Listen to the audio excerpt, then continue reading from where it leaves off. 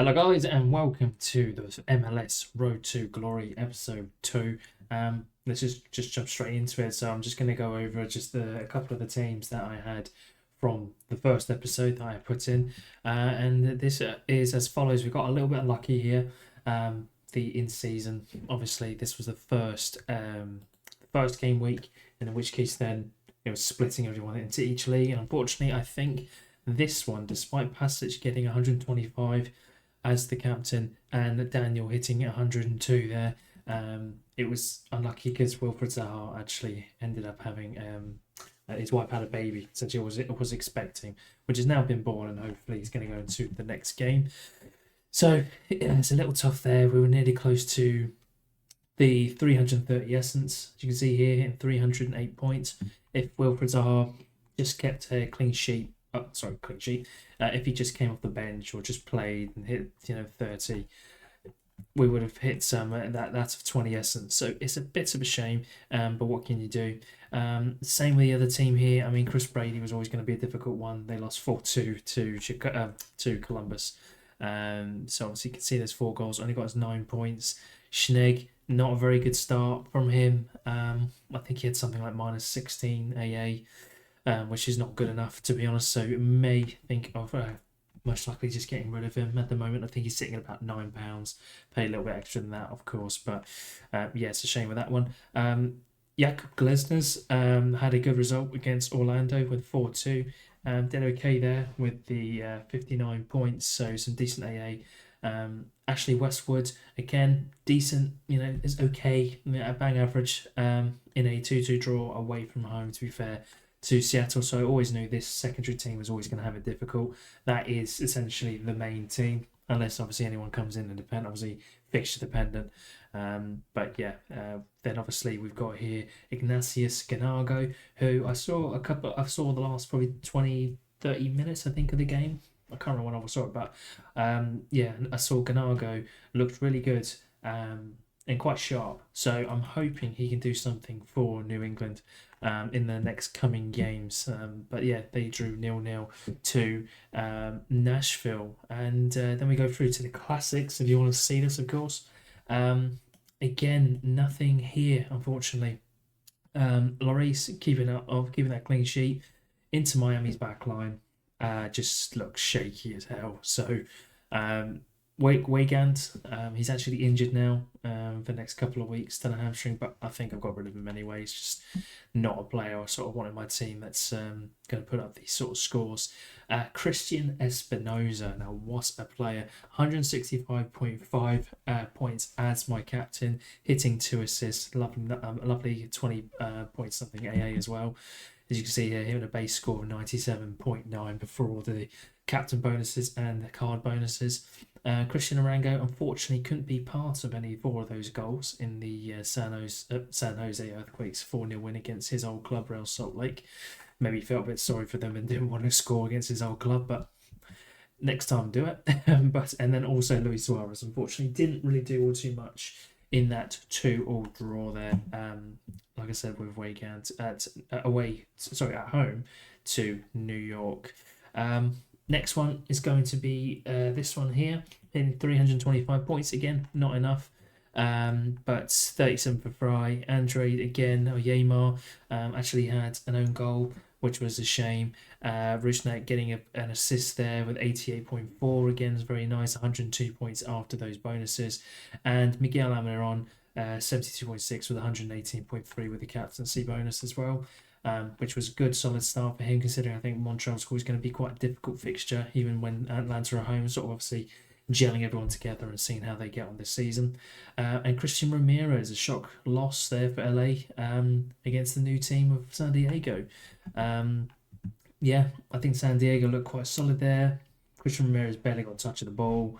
LA were just trying to go for Peck, essentially, is what I was watching. Dreyer, the main man in that game. Next one, bit of a shame again with this one. You got Andre Blake, not doing too bad score-wise, considering he conceded 2. So I'm okay with that. Same with Glesnes, as I stated earlier, with the in-season version. Eric Sviatchenko, now that was a bit of a shame. I mean, they did end up losing anyway. Losing, and but maybe could have helped if he was there, and also Escobar as well was missing. But yeah, Sviatchenko again. Well, look, we're nowhere near the top prizes there, but I'm not too sure. Doesn't I don't think it states. Is it 65 points for some essence, some form of essence? So yeah, it's a bit of a shame. We need to start trying to really grind these essence here. Again, Scottish Messi, Ryan Gould, got himself a goal there in a nice 4-1 win away to Portland. And Langoni did look the best that game. Came off just, I think 70 odd minute. And yeah, unfortunately didn't do too much in that game. But I'm fine with this. It's just warming up. We're starting to see sort of what players are more reliable than others. And yeah, we're just going to just see how that gets on. I think that is everything in regards to the players there. I did, however, do a game something midweek, which I may as well show you guys. Again, a little frustrating. At the time, it was Luis Suarez and Paul Arriola, both hitting, like you see, in the mid to late 80s there. So I had these three of Fry, Yeimar, and Gould yet to play. And I was like, okay, this could look good. As long as he plays, this could place quite well. Obviously, as you can see on the screen, unfortunately, Fry was rotated. He's not injured, but he was rotated. So, yeah, someone else got a shot in goal there, but he should be back. He'll be back this weekend. Yeimar, again, didn't have the best of games. Don't know if he just sort of got told to relax. I think got taken off the 60th minute or something along those lines. And Ryan Gould also came off the bench for 20-30 minutes. So, yeah, not the best. And the other team being here, I mean, again, just didn't really do all too much. Christian Roldan again, somebody I thought who could be playing there. But this was always a risk. Brian White obviously scoring 2 goals there, as you can see there, with a 79.8 score or 91 with the bonuses. So, yeah, I'm not all too asked about midweeks. Midweeks always going to be difficult, I think, till I know from Sorare Inside that they have a higher chance of playing. I always know there's rotationary risk. But yeah, that's pretty much it. You can't do much more with those. I just want to maybe showcase to you guys a couple of teams that I have built for this coming weekend. Now, these are the in-season teams I'm going to be lining up with this weekend. Now, running a little bit of a risk, but I've got Jakub Glesnes and Andre Blake there at home to Cincinnati. Now, obviously, Cincy have got some good attackers. Obviously, Radenki, looks like Orlano could be back this weekend as well now. And Evander, of course. It's going to be a difficult one, but one I feel like if it comes off, it's going to come off really well for me. Obviously, it's a big if. And obviously, with Philly conceding 2 goals the other day to Orlando, I don't see them really keeping a clean sheet here, to be honest with you. But I'm bringing that little bit of a risk because I feel like every sort of goalie and sort of defensive pair I had was always going to be a bit of a risk. So I thought this one is one of the bigger risks, but it's one that could have the highest reward. So that's why I've gone for something like that. I've also obviously gone Marco Pasalic here, who is playing at home to Toronto. A very poor Toronto side, not really strengthened either in this window either. So I'm hoping again he can do something similar, maybe something better next week. Tani Uluwasei, playing for obviously Minnesota there at home there to Montreal. Now Montreal conceded the 3 goals away from home last time, and I think actually Montreal's next 4 or 5 games are all away from home.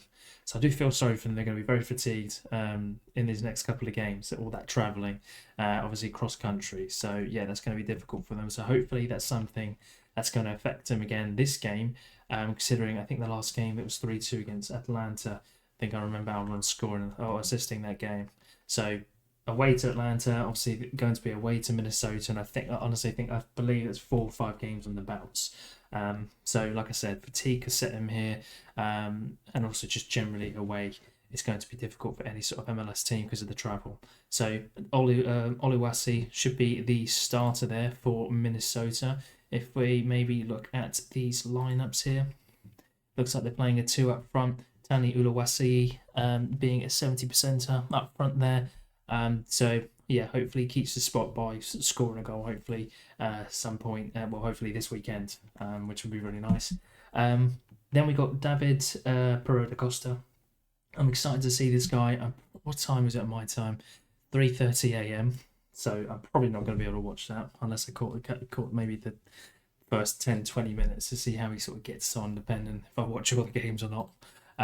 But yeah, he's at home to Austin. Now, I think Portland are going to want to prove something. They had a bad loss on the weekend as well. So I'm hoping maybe at home they could do something.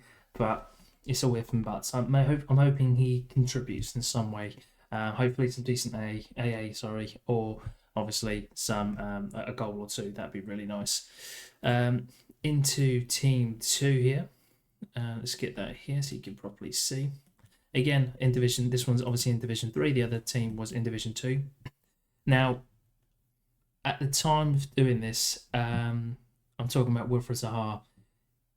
It wasn't fully sure if he was going to be back or not for the Charlotte game. Obviously, his first debut for the team, first appearance, and I didn't want to risk it all too much to put him in the main team. I can't really afford for that to go down to Division 3. So I still have faith he'll do something against Atlanta. Obviously, Atlanta's still fairly shaky at the back. They are missing a couple of their main defenders there. But yes, I'm hoping he can do something considering they're missing their left and right back, I believe, at Atlanta. So yeah, hopefully Zaha can do something. Ganago, again, is going to be a difficult one against Columbus. Columbus did obviously concede 2 still. But yes, I'm hoping New England do get on the front foot a bit, and hopefully Ganago can be a part of that. Go here in the midfield here, Ashley Westwood, obviously partnering him up with Zaha. I think Westwood can do really well with the front line he's got in front of him. I believe he's the main corner kick taker as well and free kick taker, I believe it was. Whereas Zaha looks like he's going to be the main penalty taker. So it's a nice combination of the two. And yeah, we'll see how that goes. In defence, again, it's going to be a difficult one with the Osas Urhoghide being away to Colorado Rapids. There we go. But yeah, and being away to them is going to be difficult. Obviously, they've got Navarro and Mihalovic, obviously really good players, goal scorers, and assist creators as well, chance creators. So it's going to be difficult. And we also have here that of Chris Brady being at home to DC United. Now, DC United look like fairly poor. I didn't really watch the game, but statistically, from what I saw, allowing 2 goals from someone like Toronto and yeah, not really looking like they dictated the game from what I saw from the highlights. And there's not much obviously you can watch from highlights, but generally overall, statistically and from what I saw, it didn't look like they actually fared too well, and they were at home. So I'm hoping Brady can keep a clean sheet here. If not, to be honest, Brady may be one of the first goalkeepers to leave the club, so someone better maybe can come in there. Then we'll get into the lineups. We'll just go with this one first. So get into the lineups here. This is a classic team in Division 2. All my classic teams at the moment are in Division 2. And this is, I think, a fairly strong one. I think if the fixture obviously was swapped and it was at San Jose, I'd be a lot more confident in this sort of fixture. But I think overall, yeah, it's a very solid one. Daniel obviously can put up some really good AA. So can Rodriguez. So hopefully Rodriguez keeps Joveljic quiet, or maybe Daniel saves a couple of shots from him just to build up some AA and then not just straight 60 clean sheet. But if he does, I'm not going to complain. As long as Rodriguez can get some follow-up AA, that'd be really nice. Then we have got here Christian Espinoza, obviously.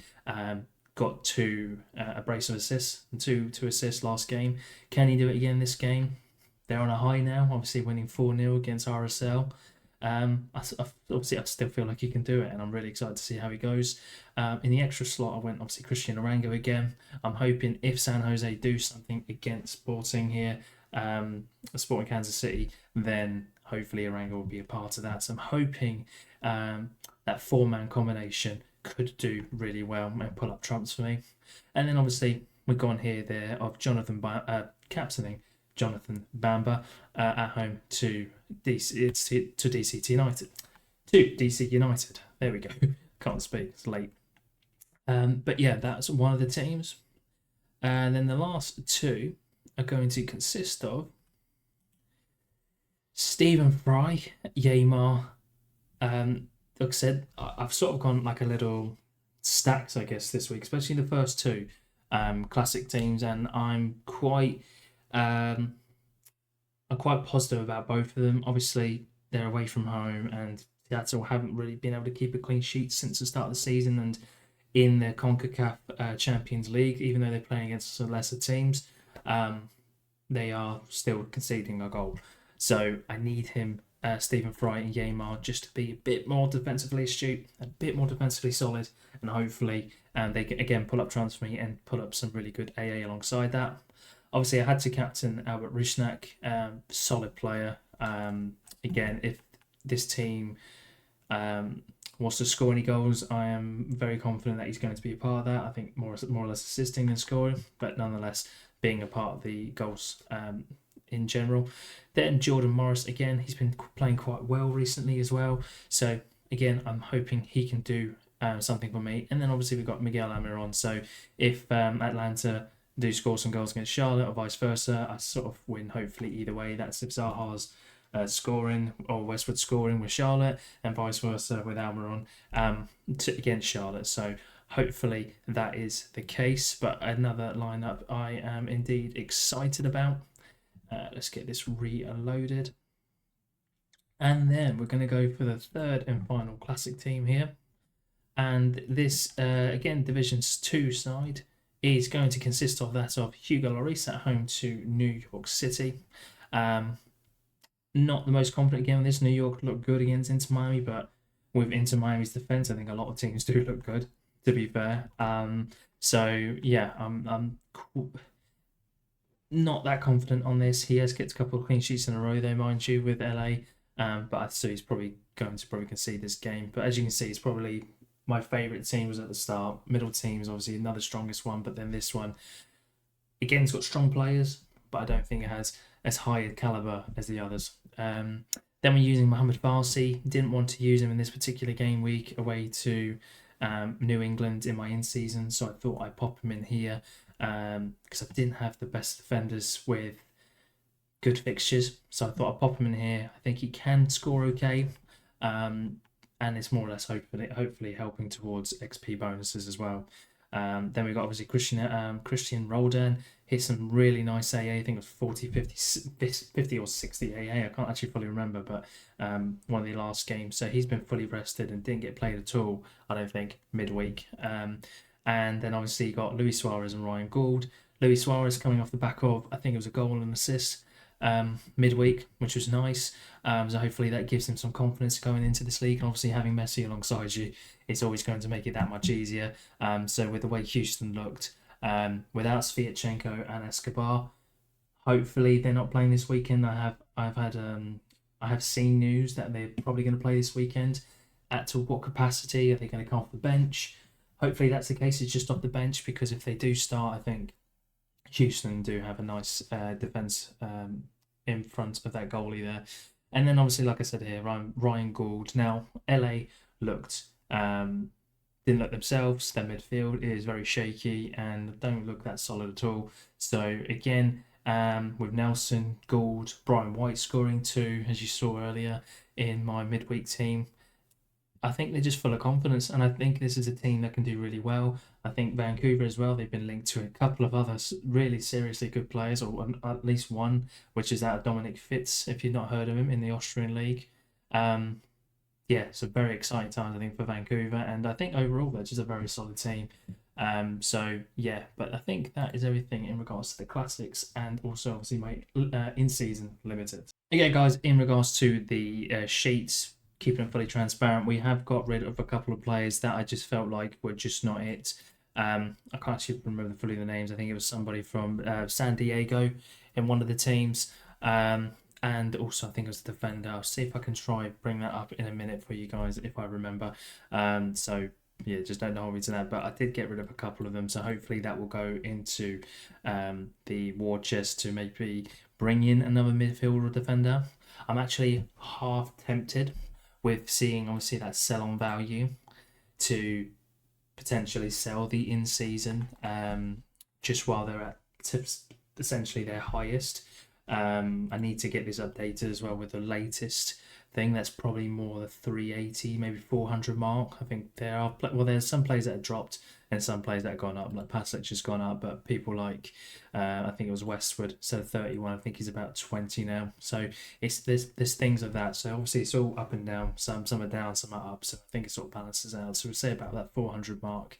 And with the 17 essence earned, like I said, I want to try earn more essence with the classic MLS. Now I'm hoping they're going to grind some for me this weekend, and yeah, hopefully we can start making some good movement towards those tier 3 plus. That's what I'm hoping to do. I think that's what I want to do at a minimum. I don't really get any good luck when it comes to crafting a tier 5 plus, and I feel like if I get a tier 5 or 4 within the MLS, they're just going to be worth next to nothing, and I think essentially wasted essence. But yeah, so I'm not too sure. But yeah, guys, that's basically the roster like you see on screen at the moment. And again, let's just have a little look. So that's been two additional purchases to the cap squad, I guess we can call them. Emmanuel Sabi, who is currently injured, but he did recently move to Vancouver from, I believe it was Le Havre, in Ligue 1. So hopefully he comes back soon. But yeah, I'm hoping to more or less sell him hopefully once he starts to get more or closer to his deadline of becoming fresh and recovered. And the same here with Saba Lovginidze. I don't know. I butchered it, but again, more or less, I picked him up, I think, around sort of the 40s mark. Yeah, around £40. And I saw that I could potentially make a profit onto him. So, but here's someone I could potentially be keeping. It just strengthens the midfield. But yeah, someone I'm in an hour about. So I haven't put him fully yet onto the MLS in season. So I'll let you know what I do with these two guys in due course. But I need to get that added and updated. And hopefully Under as well. Looks like he's on the back end of getting his visa completed. So we're probably going to see him probably within the next week or two. So yeah, I'm excited for that. But overall, guys, I think that's pretty much it. I am looking forward to the fixtures and things I'm looking most forward to in regards to this is I'm actually looking forward to seeing how David Pereira da Costa gets on, also with Pasic as well. But yeah, guys, I think that's pretty much it to show you for this week. So if you have liked what you've seen, guys, make sure to drop a like and subscribe to the channel. That'd be obviously greatly appreciated. We'll see what we can do midweek. I'm not sure if there's anything on or if it's worthwhile, but obviously I'll update you in due course for the next weekend, see how we get on. And like I said, hopefully, all right, if you like this video, it gives me extra luck. Promise you I'm not lying.